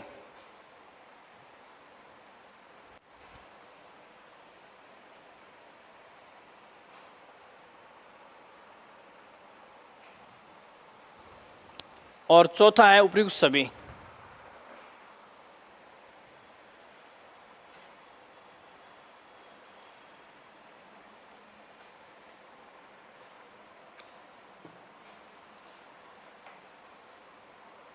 सूखी गर्मी क्या होगा? सारी विशेषताएं आ गई। एक और लिखो आप इसमें, निम्न में से राजस्थान के बांगड़ प्रदेश की विशेषताएं। निम्न में से राजस्थान के बांगड़ प्रदेश की विशेषताएं।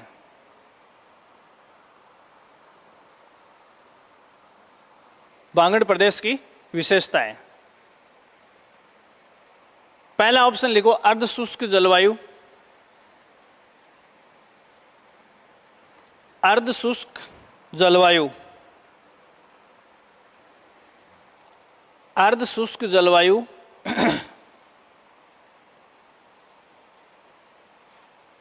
अर्ध शुष्क जलवायु।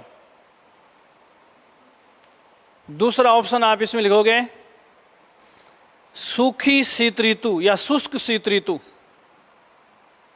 शुष्क शीत ऋतु।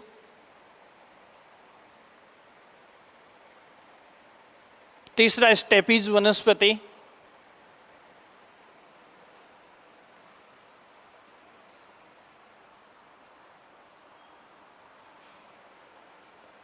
चौथा उपयुक्त सभी।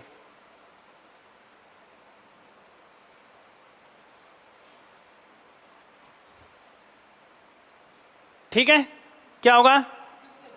अब इसमें जैसे वनस्पति को, स्टेपीज को अगर गलत सही पूछे तो चार ऑप्शन, चौथा ऑप्शन बढ़ा सकते हैं। जैसे लिख दिया कि निम्न अक्षांशीय स्टेपीज वनस्पति और उच्च अक्षांशीय स्टेपीज वनस्पति, तो गलत कौन सा होगा? उच्च अक्षांशीय स्टेपीज वनस्पति। अब इन दोनों में अपन ने कंपैरिजन किया, इसमें और इसमें। तो विश्व भूगोल में जो घास के मैदान है जिसमें फसलें वगैरह सब आ जाती है, मैं आपको बता दूं, तो विश्व भूगोल में स्टेपीज घास के मैदान और स्वाना घास के मैदान, ये अपन सब पढ़ते हैं। ठीक है, तो यहां देखो इस फील्ड में जो घास या फसलें हैं वो कैसी हैं? स्वानातुल्य हैं। सॉरी, हैं? हाँ, सही है ना? और यहां है वो कैसी है? स्टेपीज। इसके लिए अपन आगे पढ़ेंगे जब आपका सेकंड ग्रेड में टॉपिक है कंटिनेंट एंड ओशंस, आपके सिलेबस में है पूरा। ठीक है ना, इनकी विशेषताओं को अपन वहां देखेंगे। तो यहाँ केवल इतना ही देखना, स्टेपीज और स्वाना। तो स्वानातुल्य वनस्पति या घास राजस्थान के किन जिलों में पाई जाती है? दक्षिणी जिलों में। और स्टेपीज तुल्य बांगड़ प्रदेश में पाई जाती है। अगला सवाल आप इसमें लिखेंगे, पश्चिमी राजस्थान के जलवायु के संबंध में सही कथन है। पश्चिमी राजस्थान के जलवायु के संबंध में सही कथन है। सही कथन है, पहला ऑप्शन लिखें, इसे कोपेन के वर्गीकरण में BWSW, बी कैपिटल और डब्ल्यू कैपिटल और H स्मॉल और W स्मॉल, BWSW से अभिव्यक्त किया जाता है। BWSW, तो W को मैंने आपको क्या बताया है?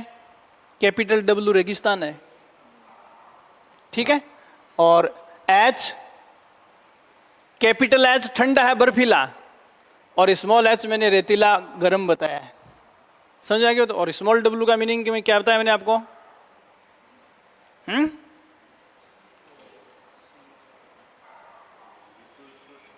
शुष्क। ठीक है, तो सूखा है ये चारों संकेतक आपको बता रहे हैं। दूसरा ऑप्शन आप इसमें लिखेंगे, यहां उष्ण कटिबंधीय वनस्पति पाई जाती है।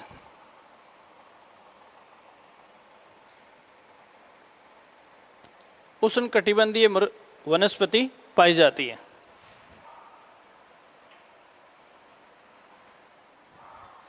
और तीसरा आप इसमें लिखो, यहां के वृक्षों की जड़ें अत्यंत लंबी होती हैं। यहां के वृक्षों की जड़ें अत्यंत लंबी होती है।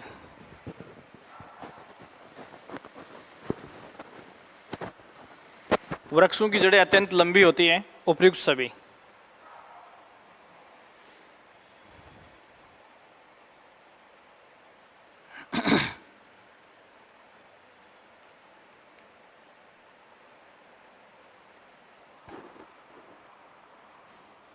क्या होगा इसका उत्तर? है? ठीक है, अगला सवाल आप इसमें लिखो, राजस्थान के उत्तरी पूर्वी मैदान की विशेषता है। राजस्थान के उत्तरी पूर्वी मैदान की विशेषता है, उत्तरी पूर्वी मैदान की विशेषता है। पहला ऑप्शन, यहां वर्षा केवल वर्षा ऋतु में होती है। यहां वर्षा केवल वर्षा ऋतु में होती है।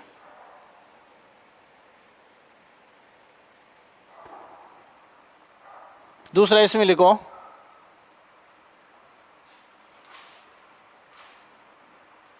ये अरावली के दक्षिण पूर्व में स्थित है।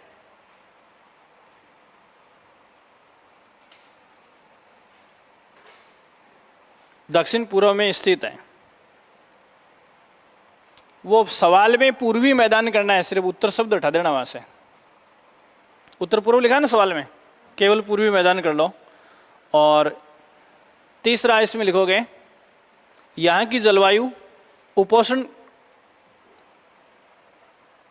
कटिबंधीय आर्द्र है। यहाँ की जलवायु उपोष्ण कटिबंधीय आर्द्र है।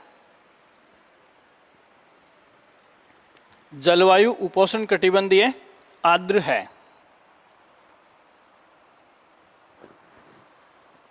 उपोष्ण कटिबंधीय आर्द्र है।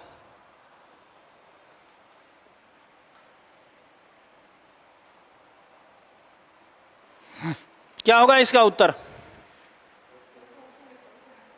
हैं? उपयुक्त सभी कर लो। अब इसमें मेन चीज समझने वाली क्या है, यहां वर्षा केवल वर्षा ऋतु में होती है। अब इसमें कोई बड़ी बात थोड़ी है, सब जगह वर्षा केवल वर्षा ऋतु में ही होती है, यही बात है क्या? इसका मतलब क्या है? अरे राजस्थान के इस फील्ड को छोड़ दो, बाकी पूरे राजस्थान में वर्षा केवल वर्षा ऋतु में ही होती है। यहां ऊपर इसका एक्सेप्शन मैंने आपको बता दिया, क्या है? मावट है। ठीक है। अब ये वर्गीकरण किसका दिख रहा है आपको? ये ट्रिवार्था का है।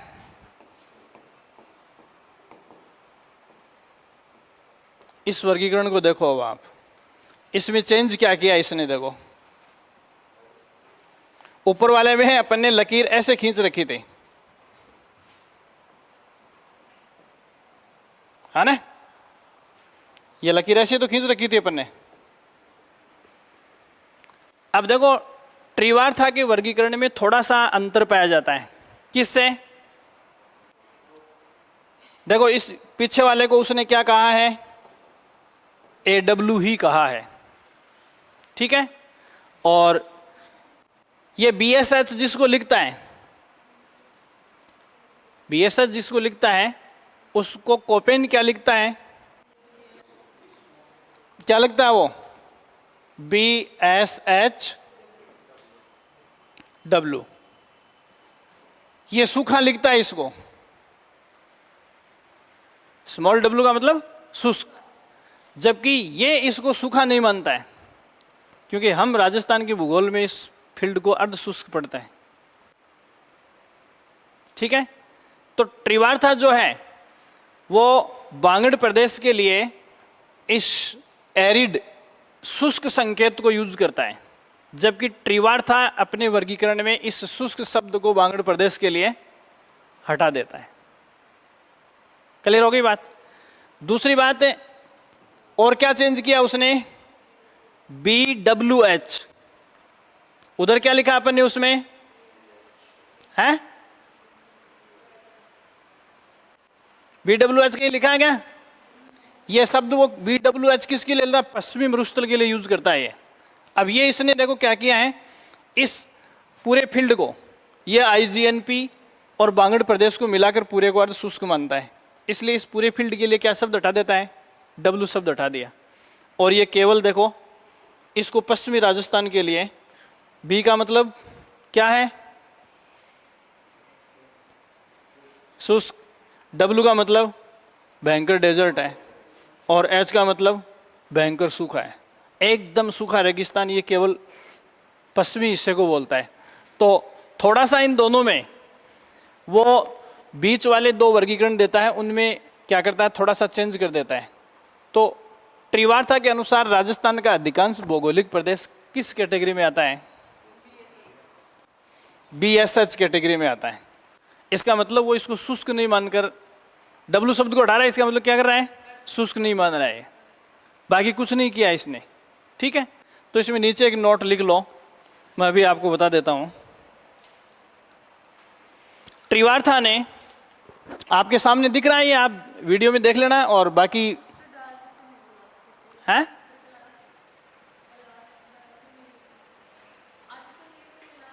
हो जाएगी, चिंता मत करो। ऐसे रोज की रोज आएगी तो आप आओगे नहीं फिर, मुझे पता है। आजकल मैं भी शाना हो गया है। जैसी प्रजा वैसा राजा, क्योंकि जैसा राजा वैसी प्रजा नहीं बनी, तो फिर राजा को किसके अकॉर्डिंग होना पड़ता है? प्रजा के अकॉर्डिंग होना पड़ता है।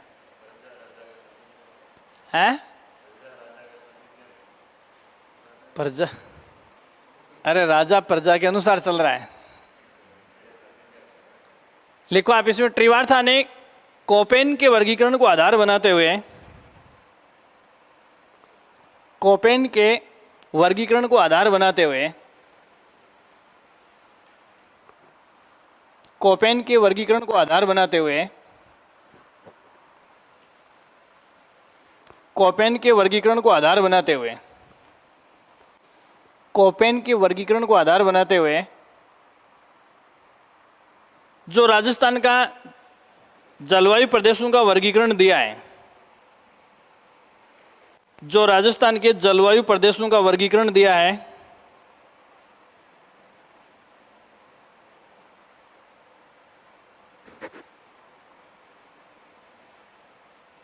राजस्थान के जलवायु प्रदेशों का वर्गीकरण दिया है, वर्गीकरण दिया है, उसमें कुछ परिवर्तन प्रस्तुत किए हैं, कुछ परिवर्तन प्रस्तुत किए हैं। ठीक है, अब देखो नंबर 1, पहले में नंबर 1 में लिखोगे AW को उसने AW ही कहा है, ये लिख लो। AW को AW ही कहा है, ये पीछे वाला दक्षिणी राजस्थान का हिस्सा है ना। और दूसरा जो चेंज किया है वो क्या किया है, BSHW को उसने क्या कहा है, BSH कहा है। ये देखो, ये परफेक्ट सूखा नहीं मानता। ठीक है, और साथ में क्या किया है, इस प्रदेश के क्षेत्रफल में विस्तार किया है, क्षेत्रफल में विस्तार किया है। क्षेत्रफल में विस्तार कैसे किया, देखो इसने ये इतना बड़ा भौगोलिक क्षेत्रफल जो है वो BSH संकेतक से डिनोट किया है, जबकि इसमें देखो इसके अलावा ये इतना हिस्सा इसी के साथ दर्शाया हुआ है। ठीक है, दूसरा परिवर्तन उसने ये किया है। और तीसरा परिवर्तन इसमें लिखो, पश्चिमी मरुस्थल को, पश्चिमी मरुस्थल को, या सीधा ऐसे तीसरा ये भी लिख सकते हो, B कैपिटल W, और क्या लिखा अपने, small h small w, small h small w। इसको किससे डिनोट किया है, कैपिटल B कैपिटल W और स्मॉल h, और इसके क्षेत्रफल में क्या की है, कमी, क्षेत्रफल में कमी की है, क्षेत्रफल में कमी की है। और चौथा देखो, ये अरावली के दक्षिणी पूर्वी भाग में जो मैदान था, इसको देखना एक बार, ये जो मैदान है, इस मैदान के क्षेत्रफल को तो उसने क्या किया है, कम किया है। और यहाँ देखो अपन ने CWG से डिनोट किया है, तो इस CWG को उसने किस से डिनोट किया है, ये देखो ये CAW, तो ये कैपिटल C फिर W, G को उसने किस से, CAW से डिनोट किया है। अब A किसके लिए बताया मैंने आपको,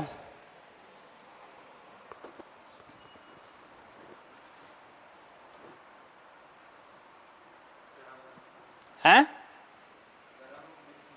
देखो इन दोनों में फर्क ढूंढो आप, मुझे तो आता नहीं है। ये देखो, ये कोपेन के वर्गीकरण में इस फील्ड को W से डिनोट किया गया है, और यहां अपन किस से डिनोट करते हैं, A से। तो ये कह रहा है कि इस W का मतलब पूरी साल भर सूखी और गर्मी, और ये कहता है कि केवल गर्मियों में गर्मी पड़ती है, केवल गर्मियों में गर्मी पड़ती है और गर्मियां ही शुष्क होती है। गर्मी के अलावा बाकी 2 सीजन को इसने इस फील्ड से हटा दिया।